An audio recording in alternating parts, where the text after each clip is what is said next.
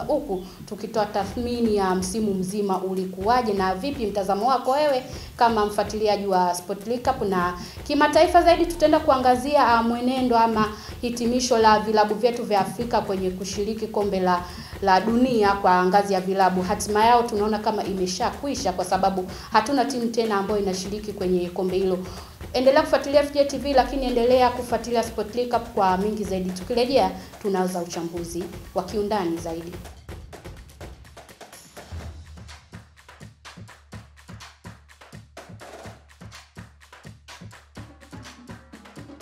Tumerejea tena mtazamaji wa FJ TV, na kubwa zaidi kwa hapa ndani bwana, leo tunaenda kuangazia kwa ukubwa zaidi dabi ya Kariakoo, lakini ambayo ndio imetutolea bingwa. Lakini tuwapongeze klabu ya Yanga kwa kuchukua ubingwa mara 4 mfululizo, na sio mara 4 tu, amempiga mtani mara 5. Kwa hiyo ni vitu ambavyo vimekuja kama surprise kwa upande wa Simba, lakini kwa Yanga wamekuja kufanya mageuzi makubwa, kwamba kujenga timu sio kwamba unajenga timu kwa siku mbili, lazima ujiandae. Miaka 4 ambayo walisota, na wamekuja kupata miaka 4 ya furaha kwao. Tukianzia kwenye mchezo wa jana kwanza, lakini uliuonaje mchezo kwa ujumla? Kwa sababu kiuhalisia nilikuwa naona mchezo ambao hautakuwa na ule ushindani wa moja kwa moja ambao tulikuwa tunautegemea kutokana na haya mambo yaliyotokea. Vipi wewe una amani dadi mchezo? Amani ninayo, na amani ninayo kwa sababu ligi imetamatika. Na tusingekuwa na bingwa bila mchezo. Okay. Sawa, bwana, mechi ilikuwa nzuri sana. Of course tulitazama mechi nzuri. Uzuri wa mechi bwana, ya magoli yapatikana.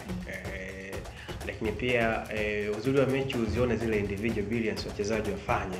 Hata kama mechi ikiwa ngumu kiasi gani, ndio maana utakuta mechi hiyo hata kama watatoka sare, lakini atapatikana man of the match. Atapatikana mtu ambaye amefanya kazi kubwa kwa ajili ya timu yake.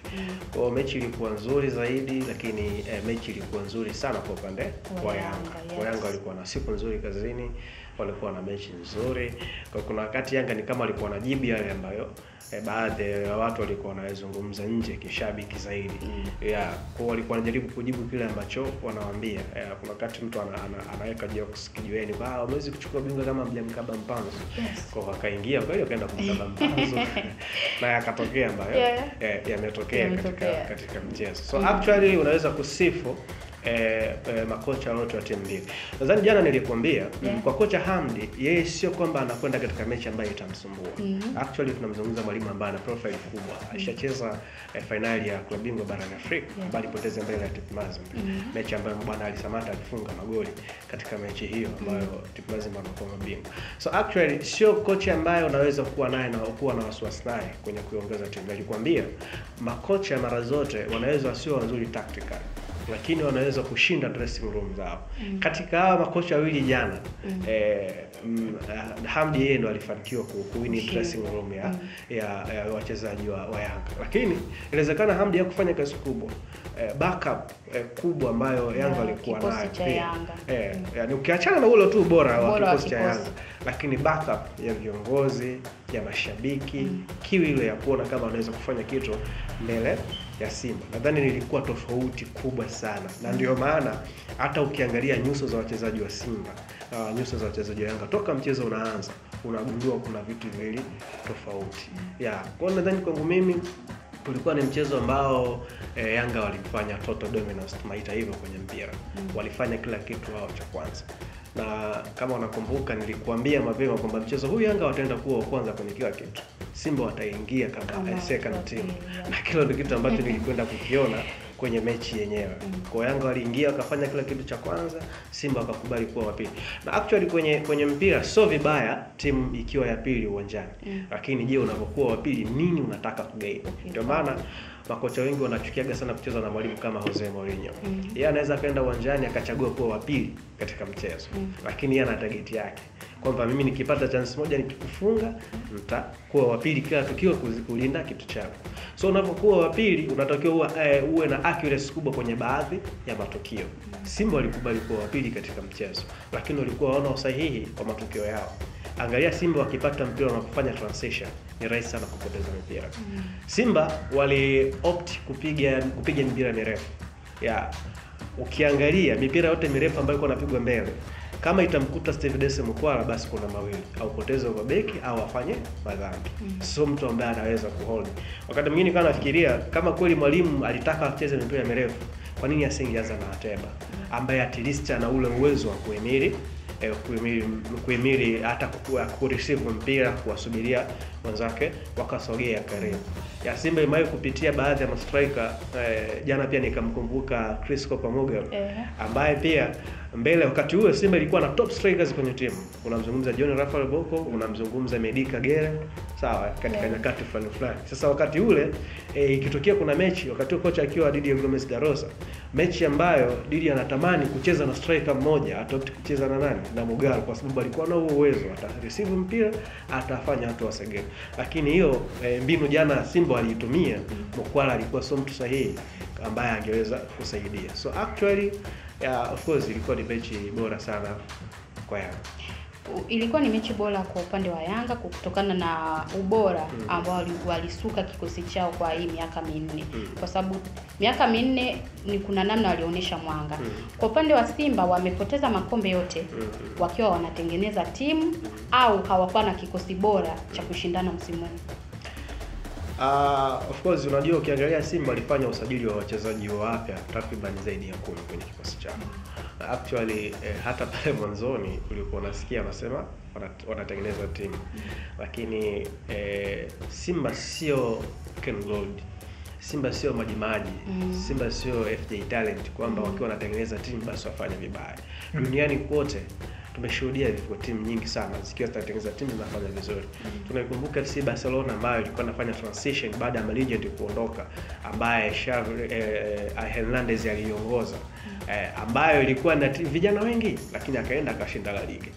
Kwa hiyo kuna wakati no matter unatengeneza timu, kama timu kubwa tunatamani kuona ukubwa wako. Simba sio kwamba ni timu ambayo ilikwenda kusajili wachezaji ambao ni second choice, na ukiangalia Simba ilikuwa na cream ya wachezaji ambao at least walikotoka walikuwa ni machaguo kwenye vikosi vyao.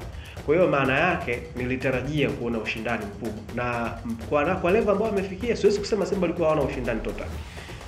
Hadi kusubiri mchezo wa mwisho bingwa amuliwe, bila shaka unaweza kusifu pia waliweza kuonyesha upinzani pia kwa aina fulani, lakini kutegemea ile high standard quality, maana yake kuna machaguo pia Simba walifanya kwenye usajili pengine ilikuwa hayana msaada. Leo unazungumza wachezaji kama alivyo Okajefa, leo unazungumza wachezaji ambao kama walivyo labda Florentino Nomo ambaye pengine hana impact kubwa sana, unaona. Kwa bila shaka ninaamini kile ambacho walikwenda kukifanya kwenye usajili wanachohitaji msimu ni kuimprove baadhi ya maeneo ili kuona kama wanaweza kufanya bora kwa misimu ambayo inakuja. Kwa walijitahidi. Hawa Simba leo wamepoteza mchezo wa dabi mbele ya Yanga, ndio hao ambao walifika finali ya Confederation Cup.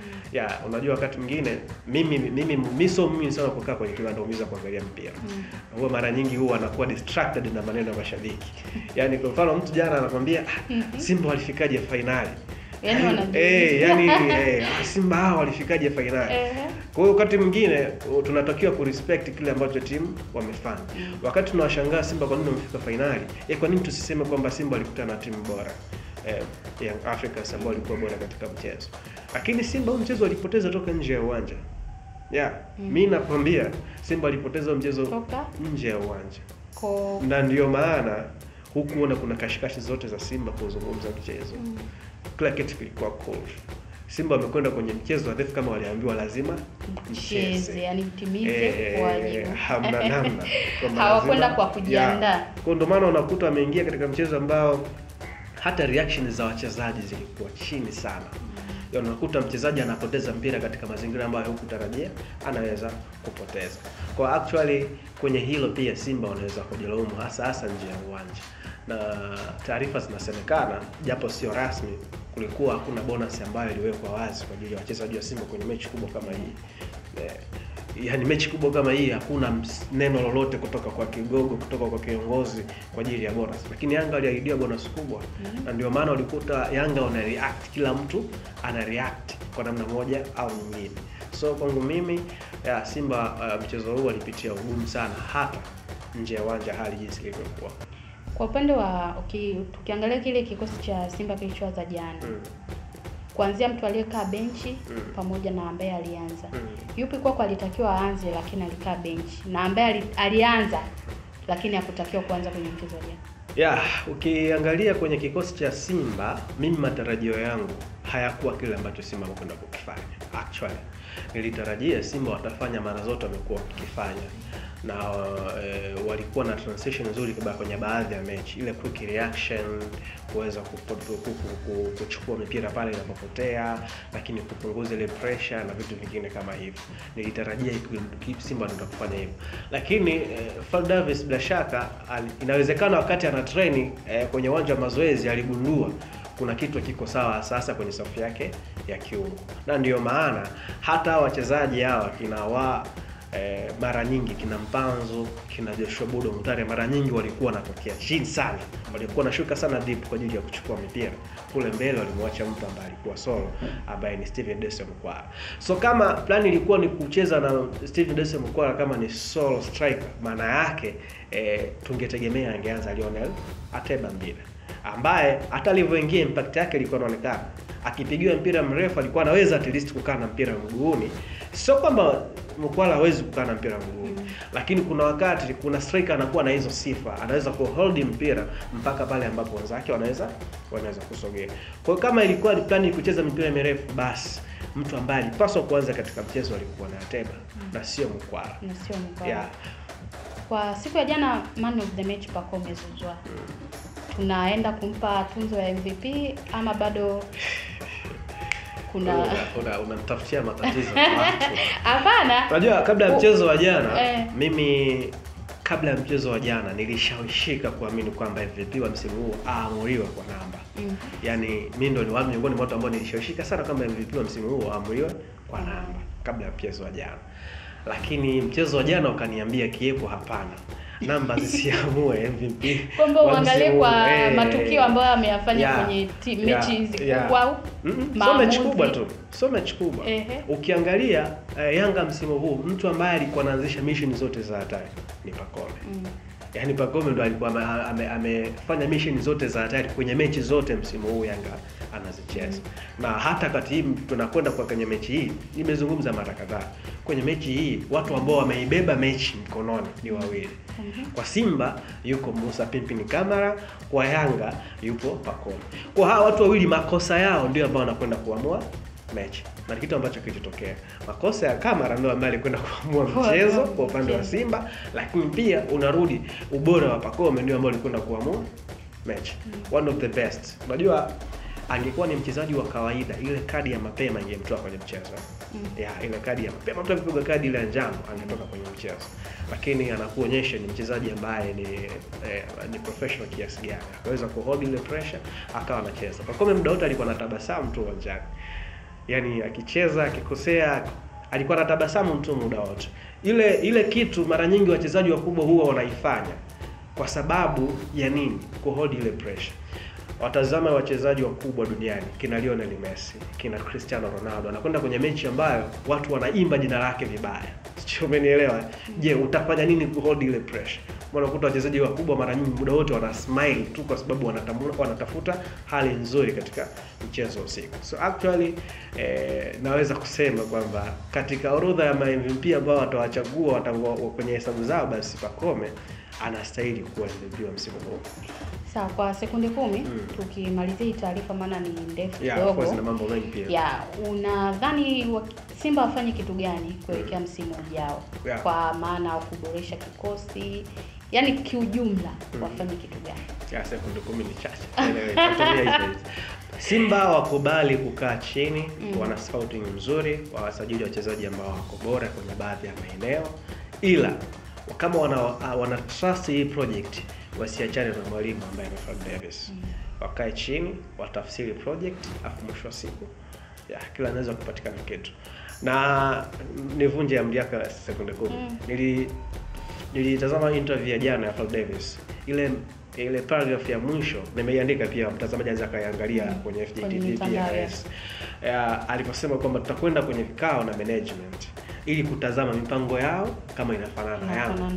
Baada ya hapo tutaamua kuendelea nini tunaweza tukakifanya huko mbele. Kuhusu kauli ya Fadu tutaiongelea kipindi kijacho kwa sababu muda ni mchache na mambo ni mengi sana. Taarifa ya Yanga na Simba bwana kutamatika jana kwa msimu wa 2024, msimu wa 2025 ina mambo mengi sana ya kuyaongea. Haya tuliongea ni machache kati ya yale mengi ambayo yametokea, lakini tutaendelea kukupa kwa uchache zaidi kwenye vipindi vinavyofuata. Lakini pia kutamatika kwa ligi sio mwisho wa kipindi cha Sport League. Kipindi kitaendelea kwa sababu kuna mengi ya kukujuza, mambo ya usajili, lakini playoff ambazo zinaenda kuchezwa, na mchezo wa kwanza utachezwa Fountain Gate dhidi ya Tanzania Prisons. Yes, tunaenda break fupi, tukirejea ni kimataifa zaidi ambapo tutaangazia timu zetu za Afrika ambazo zinashiriki au zilikuwa zinashiriki kombe la dunia kwa ngazi ya vilabu. Hatuna timu tena ambayo inashiriki huko, ni kutokana na ubora ama kitu ambacho wamekionyesha kwenye michuano hiyo. Usitoke, endelea kufuatilia FJTV, lakini endelea kufuatilia Sport League Cup.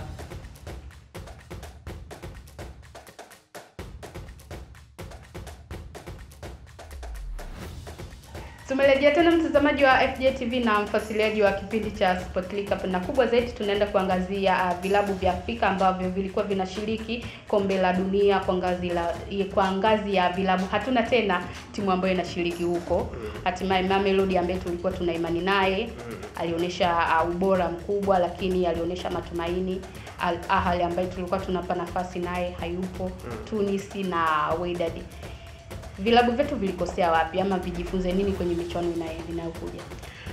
Katika hizo timu zote nne ambazo wamezitaja na watu ambao wanyonge wataondoka wakiwa wanyonge. Sijui mchezo wao wa mwisho dhidi ya Al Ain kwa maana ya Wydad watapata matokeo gani, licha kwamba tayari wameshatolewa. Lakini Wydad ndio ambao mpaka sasa hawajashinda au kupata alama yoyote. Esperance de Tunis walipata alama 3, lakini pia tunazungumza Al Ahly wamaliza wakiwa na alama 2, of course, alama 3 wakiwa na sare katika michezo yote. Wakiwa na alama 3, lakini tunamzungumza Mamelodi ambaye amaliza wakiwa na alama 4 mara baada ya mchezo wa jana kupata sare ya 0-0 mbele ya Fluminense. Nilikwambia miongoni mwa michezo migumu ni kucheza dhidi ya Brazil. Ukiangalia playing style ya Mamelodi inafanana sana na timu za Amerika Kusini, na mara nyingi hii ni kwa sababu ya cream ya wachezaji ambao wanafanana. Unajua Mamelodi ile scouting kubwa yao inafanyika Amerika ya Kusini. Mamelodi walikuja wakati walitaka kumsajili hata Vini JR. Kwa hiyo wamekuwa wakifanya kazi kubwa kufanya usajili kwenye bara la Amerika, na hata ukiangalia style yao ya kucheza inafanana tu namna ambavyo timu za Brazil zinacheza. Kwa ni mechi ambayo pia walipambana kimsingi, walikuwa wanahitaji kupata matokeo ili waende katika hatua ya 16 bora, lakini mwisho wa siku akaambulia sare. Kwa timu za Afrika wakati mwingine unaweza kusema mpira sio, japo tunasema kuna bahati pia, lakini ubora pia ni kitu kikubwa pia kwenye mpira wa miguu. Ubora ndio ambao unaweza kwenda kuamua. Kwa wenzetu wamejaribu kutukumbusha kwamba tumeachwa mbali sana kwenye ubora baina yetu sisi na wao.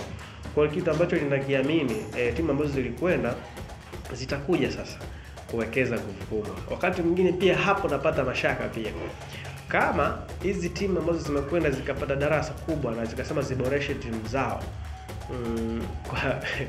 kwa kiwango kile ambacho nakifikiria, maana yake kutakuwa na ile dominance ya kwao pekee kwenye mashindano ya hapa Afrika. Hicho ambacho ndio kitu pekee ambacho nakiona.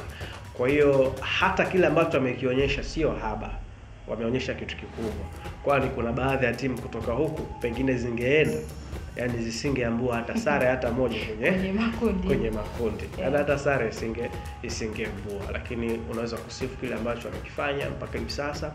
Wamekuwa na wakati bora. Kwangu mimi wamejitahidi for somehow, wamejitahidi. Unajua tumeweza ku make headlines, at least tumeweza ku make headlines. Angalia mama ndio alipocheza na Borussia Dortmund. Dortmund mara baada ya mchezo kuisha wenyewe tu walijua of course tulicheza na timu ngumu. Hata wao waliona, walifurahia. Naona waliwapongeza pia kwa kupitia mitandao ya kijamii kwamba walifanya kazi nzuri. Lakini tunazungumza Al Ahly ambao walicheza mbele ya Inter Miami. ambao ulikuwa ni mchezo wa ufunguzi. Leo tunawalaumu wako kututendea haki, pengine wangekuwa wamesha qualify, lakini at least pia walionyesha upinzani mkubwa mbele ya wachezaji wenye uzoefu mkubwa wa Inter Miami. Tunazungumza Esperance de Tunis kwenye kundi gumu ambayo yuko Chelsea pia, yuko Chelsea kwenye hilo kundi lao yuko na Flamengo pia. Kwa hiyo ni kundi ambalo lilikuwa gumu sana kwake Esperance de Tunis, lakini alijitahidi, akapata kibonde wake, akampiga akapata alama 3. Lakini pia performances za wachezaji mmoja, unaweza kuangalia namna ambavyo wanafanya saves. Namkumbuka kipa wa ES Tunis wakati wa timu yake inashinda 1-0, yeye ndo ambaye alikuwa amesave penalty pia dakika za mwisho. Kwa hiyo hata ile alama kusema tuliondoka na alama 3, utataja ile individual experience ya wachezaji mmoja kutoka bara la Afrika. Lakini pia Wydad, licha ya kwamba wamekuwa na wakati mgumu, lakini tumeona wamekuwa na wachezaji ambao wakifanya vitu bora kabisa. Tunaona Roach amekuwa na wakati bora akifanya mambo makubwa kwenye mpira, jambo ambalo pia naambiwa zipo timu pia kutoka ligi mbalimbali barani Asia, hata barani Ulaya pia za madaraja mbalimbali zimeanza kuvutiwa na baadhi ya nyota kutoka huko. Kwa maana yake wamefanya kazi kubwa kwa timu moja, na bila shaka watachukua hilo kama funzo. Next time wanaweza wakafanya kitu kingine kizuri zaidi. Timu zetu za Afrika zinahitaji project ya muda gani ili kwenda kufanya ushindani kwenye michuano inayofuata, au warekebishe sehemu gani? Yaani waweke project ya aina gani? Unajua utofauti ni kwamba ukiangalia timu zetu na timu za wenzetu, utofauti mkubwa upo tunapozungumza hizo project za wachezaji. Leo ukienda kwenye timu kama Al Ahly, si ndio? Unaweza kujiuliza kuna wachezaji wangapi vijana ambao wanapanda kila msimu. Kama wao nguvu yao kubwa ni kununua mastaa ambao wanafanya vizuri. Ukienda Wydad unaweza kujiuliza kuna wachezaji wangapi wa timu za vijana ambao wanapanda kila msimu. The same to Mamelodi. Sio, umenielewa? Ni nadra sana kusikia kuna wachezaji 3 kwa msimu mmoja wanatoka timu za vijana wanapanda kwenye timu zetu. Sisi tumewekeza nguvu kubwa kwenye kufanya scouting na kununua wachezaji kutoka sehemu nyinginezo.